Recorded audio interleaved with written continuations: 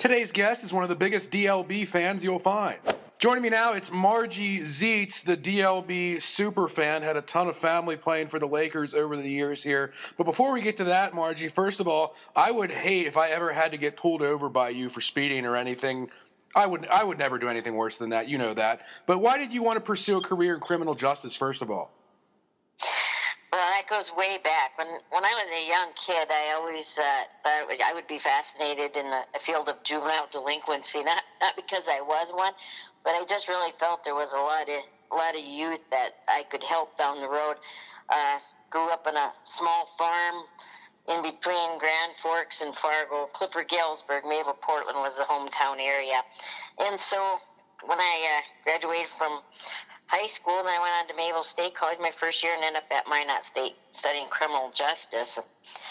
Just started out with a 2-year degree, and then started ended up being a lot of fun. And I was the first class ever to graduate in the MSU Dome back in 1983. So my diploma is one of the only ones that says Dakota Northwestern University.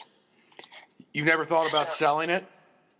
Well, some people were looking for some for a scavenger hunt, and I said, no stinking way. That's mine. I earned that one. Then after I graduated, I ended up working at Traill County Sheriff's Department in Hillsborough, and then I also wrote news for the Traill County Tribune in Mayville, and I just loved both jobs. But I had an opportunity to work at the time was the new jail back in Minot. And so I moved back to Minot and worked for the jail, which is actually the old jail now. And I really never wanted to be a cop, but all the guys on my shift said, come on, Marge, don't be a wimp. We're testing for the Minot PD. So when how do you pick what jail you want to work at? Well, I had put in a lot of applications, and with the new jail, they were looking for somebody with a degree and also some experience in the field, and I had my correctional officer training at that time, too. So Willie Graham, deputy who retired recently from the Ward County, I shouldn't say recently, Ward County, he was my supervisor at the jail. I said, come on, let's all take the test for the Minot PD. So along with 176 other applicants, they were hiring for 2 spots. And the 4 of us on our jail shift, we all made the top 20. And I was fortunate enough to make the top 2. I was kind of sad about it because I wasn't even want the position. And these guys all said, yeah, it's too bad we got our letter saying we didn't get it. And I said, I got another letter. And next thing you know, they're buying me a dress and hoping I get hired. So that's kind of how it started off. And then just every milestone I'd make in my career with Minot PD just made things easier, and I had an opportunity to work in a lot of different fields. Yeah, because there's been a couple of times where we've done news stories about how they're looking for new people in the Minot PD. Why should people think about doing that? And I did a lot with the training with the officers, and it's amazing how many that want to be officers will say, I've always wanted to try it. And I said, you just got to follow your heart. You'll know once you're in it for a while whether it's not. But if you feel like you've got that gut instinct, like you really want to be a cop or make a difference, I said, give it a shot. And I always felt like you need the 4 H's to be a good officer. And I shared that with the kids when I was back in crime prevention or when I had ride-alongs, and especially female officers. I said, you got to have the 4 H's. And I think the 4 H's, the head, heart, health, and, of course, you have to have some high-risk behavior.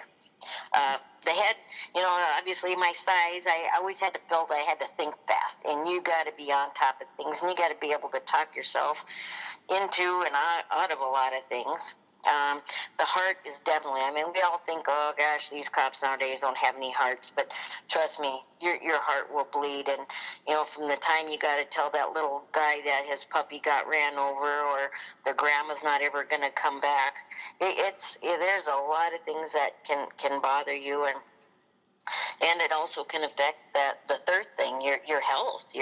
And so mentally and physically, you got to be healthy in both ways to continue it, and you got to realize you're not going to be the John Wayne. You are going to have things in your life that's going to challenge you. And last but not least, the high-risk behavior. And I think being a farm girl, and that's where I kind of learned I was going to have a lot of fun with this one. I like driving fast. I didn't mind killing spiders and catching bats. Not baseball bats. I mean, you go to calls where you help Grandma catch the bat up in her curtains, and amazingly, the toughest thing I had to probably get used to was guns. I still don't like guns to this day, but I always had to have a little pep rally when it come time to going out to the firearms instructors with them out to the range to qualify 4 times a year. I did a little pep rally, and I said, I got this, and they always kind of fought who got to qualify me, because it seriously was hilarious to qualify with the 12 gauge shotgun and these. But I did well. They always wanted me to join the firearms team, but nah, I just did it enough to keep up. And to this day, I like hunting that, but I'm not a gun freak. Does that like come over time, like having the 4-H's? I mean, or do you have to have that right away, in your opinion? Well, I think that you have it, but you don't realize you have it. Like just the fact that you want to get into the field, and these are all the things that you really learn to develop as you're going on. And if you're going to stay in it, you have them. It's just a matter of different skill levels that you develop throughout, and things and experiences that help you develop them too. Now, I'm currently the code enforcement officer for the city of Minot. I handle all the nuisance and the zoning violations. I've been in this position about 3.5 years now, back with the city. We went to a different retirement plan, so I'm able to retire, which I did 5 years ago from the police department. And then, so what I'm doing is all the zoning and nuisance violations. And obviously, with that, I had to learn a few new skills, but I'm basically doing the same principles and the behaviors and dealing with the behaviors that I did as a police officer. So I do, use my police training and my experience to help me out. A lot of people still think I'm a cop, so they say, oh, yeah, Marge, what do I need to do? What do I need to clean up? But all said and done, I have the same after feeling as that I did when I was a cop. I know I'm here because I still can make a difference, and I feel like I'm accomplished. I feel like I've done something. I made a difference in life.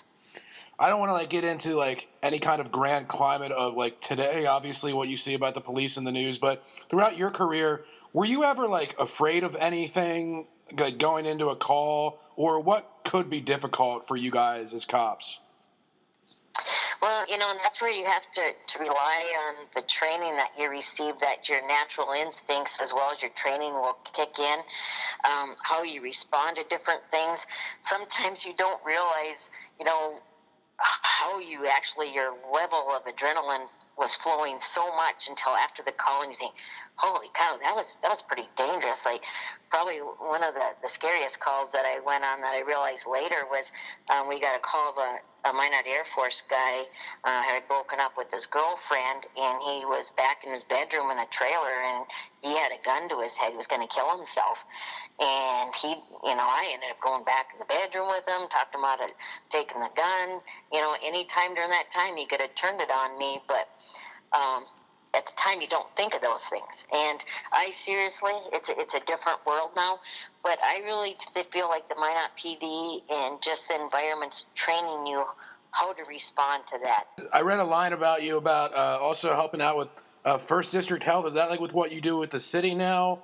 As far as First District Health, years ago I started teaching the responsible beverage server training class to alcohol servers, teaching them the laws, how to card people, and all the liability civil issues that they have, and the criminal laws concerning just really how important their jobs are. And I did this years and years ago, and after I retired 5 years ago, I was doing it full time, and I was going into a 7-county area, and I was also teaching the law enforcement how to teach it, as well as how to bring programs, underage drinking programs, and how to combat those kind of issues in their area, and giving them ideas. Unfortunately, the funding got cut, and so that's why I ended up working in this position as I am now. But I still continue to teach it once a month, and if different establishments want the training, I really enjoy it. Yet I just feel that people need to realize importance and to know that, guess what, in North Dakota we do have different laws compared to other states. When we're getting into sports here, for you, it begins, middle, and end with the DLB Lakers. You had a bunch of kids going through the programs. I see you at every single game, pretty much whether you have like kids to cheer for or not. Why are you such a big Lakers fan? I just think, excuse me, I just think that being a sports fan started at a young age for me. I was actually a cheerleader back in school for 8 years as a Clifford-Galesburg Twins cheerleader. And I participated in basketball.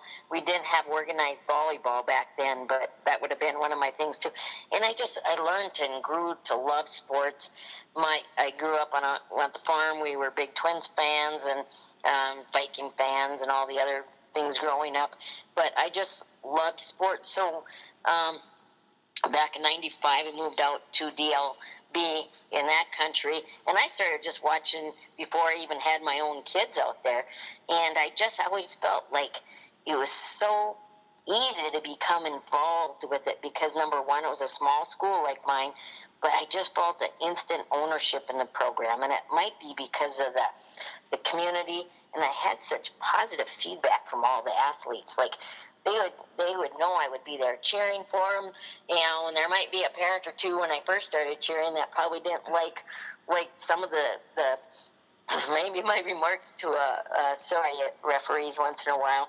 But I just learned to really be able to be a good fan. I admit it didn't start a little more rockier, but when I would give graduation cards out to the athletes and just them thanking me for being there on the sideline, whether it be the front bench at a baseball game, or I have my Zietz bench at basketball games, or running the sidelines at the football games. And if you used to see me at games, I stood on that green utility box behind Coach Johnson and his football team often. But now with COVID, they moved me back, so I just had to run the sidelines without a perch. But yes, and I just got involved personally, and then as I had kids involved, I just transitioned into getting to know other athletes and parents and the fellowship, whether your kids are in sports or the music program, all school activities and functions. So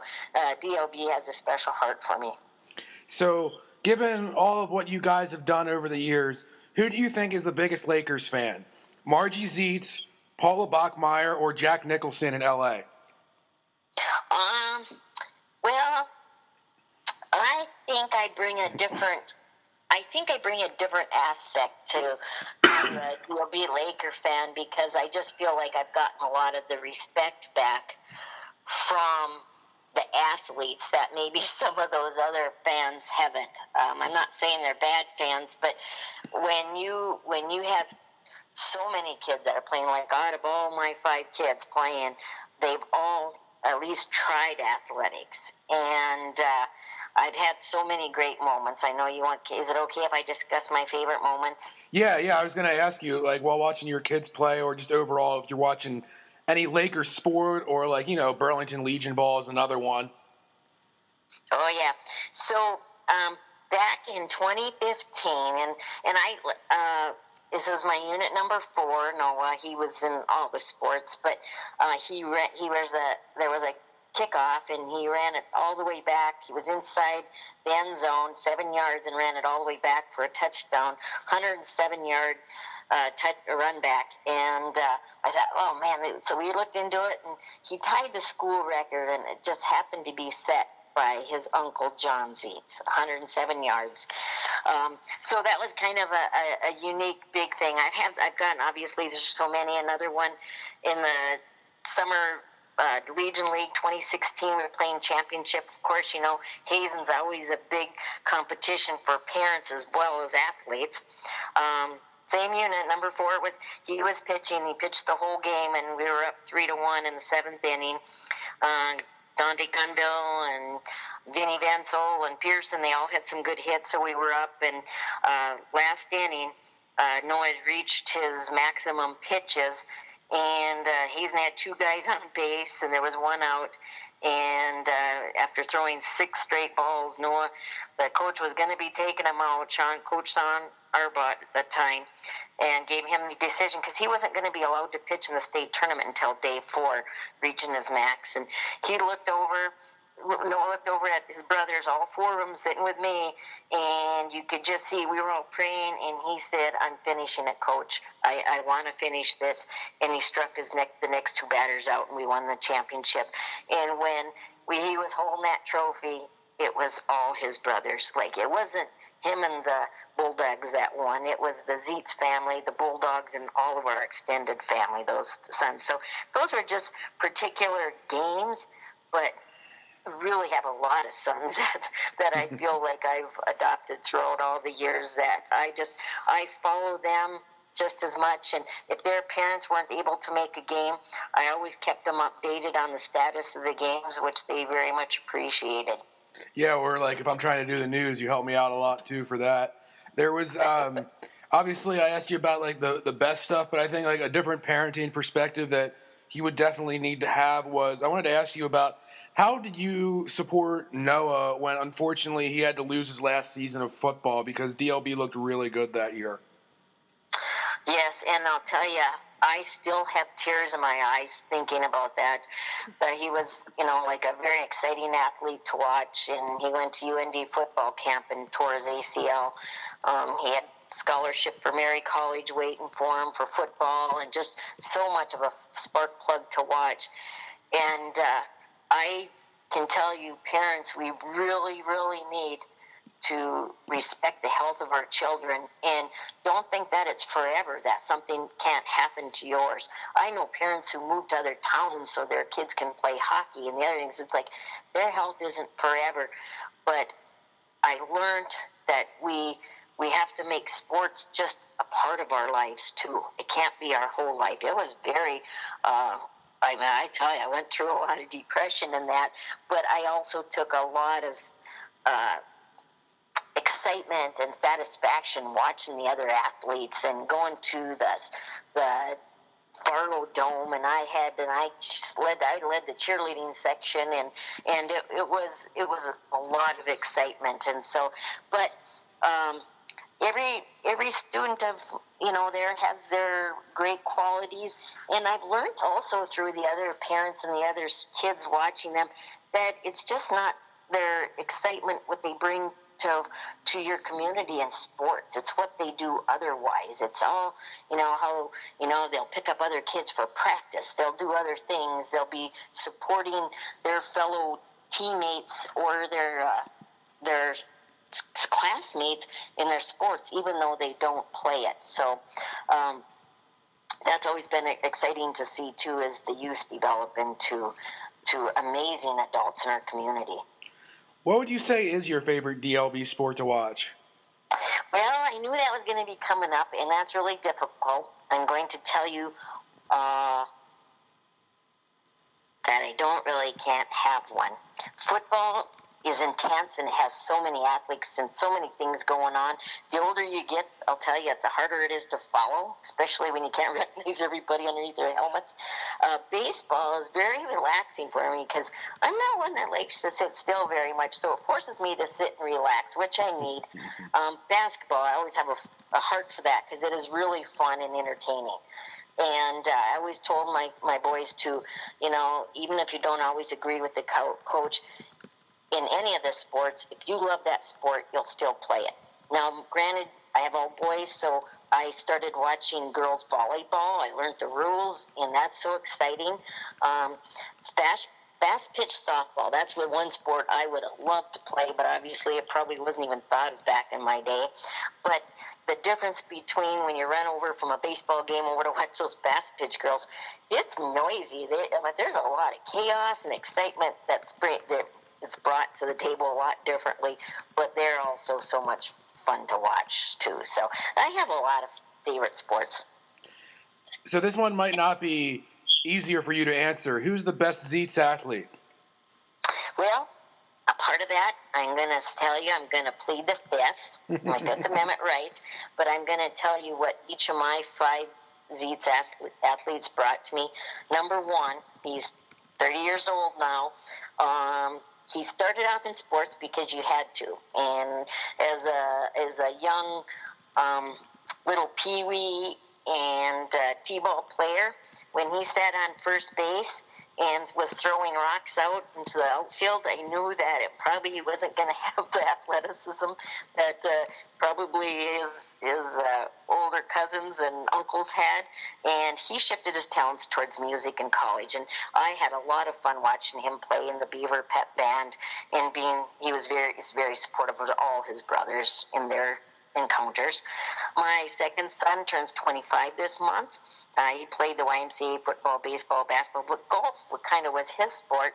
And the biggest thing is that he regrets not, continuing the sports on till his older years, and that he would have played more baseball than golf. So you don't see too many kids saying, I shouldn't have played sports. It's always, I should have given up more of a chance. How do you handle watching golf?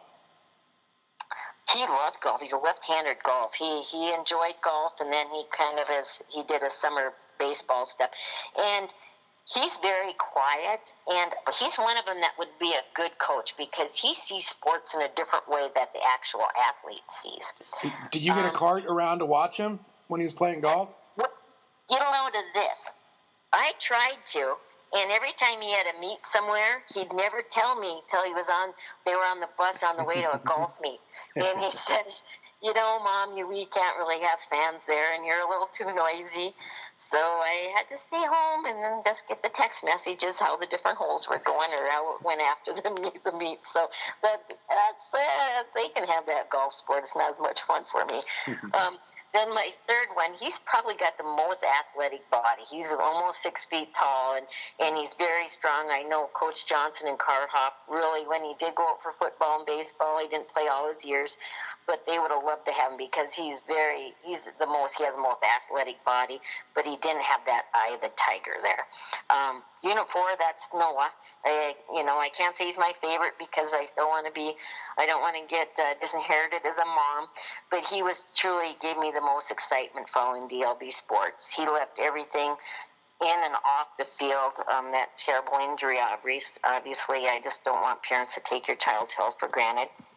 Unit 5, the last one, Toby, ran out of boys' names, and we didn't have a dog, so he became Toby. I think I would refer to him as our silent giant. He weighs in at like a whole whopping 108 pounds. He's a sophomore in college. He survived growing up with 4 brothers. He fought off a lot of ceiling fans when he'd get on their shoulders and that. But he survived those older brothers. But he was always he is still, and such a great teammate in his companionship for that team spirit. He still has buddies coming over, and they have their rock band team. They're playing in my basement at least once a month, and that. Little story about him: when he was pretty young, he'd carry around this Green Bay Packer notebook. And when I was at work, every time his brothers would do something wrong or swear or do things he didn't agree with, he wrote it down in his notebook. And one day he called me before getting off, and he goes, "Mom, page 4 is full." And I said, Tobes, what the heck's going on? And he said, well, those guys, they're doing this, they're doing that. They said this word, that word. And I said, why are you whispering? And he says, well, I don't want them to kill me. So that poor kid, he lived through a lot. But he's kind of like a combination of all 4 of the other ones put together. So I've had a lot of enjoyment. They've given me a lot, and they still continue to do so. But then you're like the complete opposite of being a silent giant. So how much grief did they give you over how short you are, Margie? Okay, so guess what, Ben? Mm-hmm. I don't think they really dare. Yeah. They kind of would turn my inadequacies, like I'm not very You know, like if I tried hooking the VCR up to the microwave, those kind of things, it's like, Mom, this would work better. Or like if they see me struggling looking at the top cupboard and I need to reach down for the honey or something, they'll say, hey, I'll get it for you. They just know that it never has hampered what I've tried to accomplish or have accomplished in my life goals. In fact, about 2 weeks ago, we were getting ready for bow hunting season, and I said, you guys, who's going to teach me how to bow hunt? We don't have gun tags this year. So I thought, okay, we'll measure biceps, right? And I actually beat one of the boys. My bicep measured bigger. So I thought, I can pull this 45-pound bow back, right? Oh my God, it was the most embarrassing moment. I couldn't even pull that bow back, but I am working on it, so I am going to have it ready for next year. So it doesn't matter how big your biceps are. You might not be able to pull it back if you don't use those muscles very often. That must have been rough for the kid to realize how you had bigger biceps than him. Yeah, but everybody thinks he's like a 12-year-old walking around on campus too, so I think he might be used to it. All right, so I guess if Toby's like a sophomore, is that like a wrap for all the Zietzes now, or is there any Legion ball left? No, he was done playing Legion ball. I definitely will still, DLB Sports will be in my livelihood. I'll still be getting activity pass.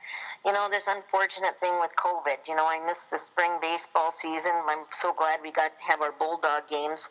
And I'm watching the girls' volleyball games on YouTube and that, and the football games. I'm getting to as many as I can. But I will still watch DLB Sports. I have little Laker friends, and they've been my friends for many, many years.